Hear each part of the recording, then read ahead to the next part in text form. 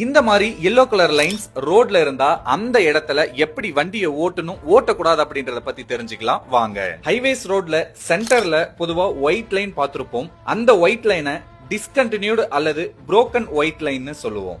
இந்த ஹைவேல பாருங்க எல்லோ கலர்ல கண்டினியூஸா லைன் போட்டிருக்காங்க.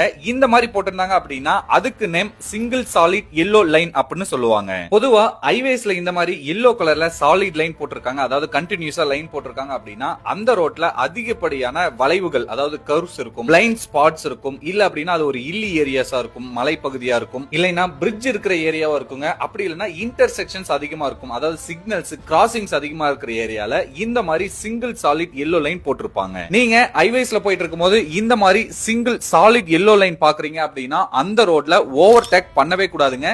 நீங்க எந்த லேன்ல போயிட்டு இருக்கீங்களோ, லெஃப்ட்லயோ ரைட்லயோ போயிட்டு இருக்கீங்க அப்படின்னா அந்த லேன்ல இருந்து லேன் மாறாம அந்த எல்லோ சாலிட் லைன் முடியிற வரைக்கும் அதே லைனை ஃபாலோ பண்ணி தாங்க போகணும். இந்த விஷயத்தை உங்க ஃப்ரெண்ட்ஸ் அண்ட் ஃபேமிலி மெம்பர்ஸ்க்கு எல்லாருக்குமே ஷேர் பண்ணுங்க. எல்லாருமே டிராபிக் ரூல்ஸை ஃபாலோ பண்ணுங்க, சேஃபா இருங்க.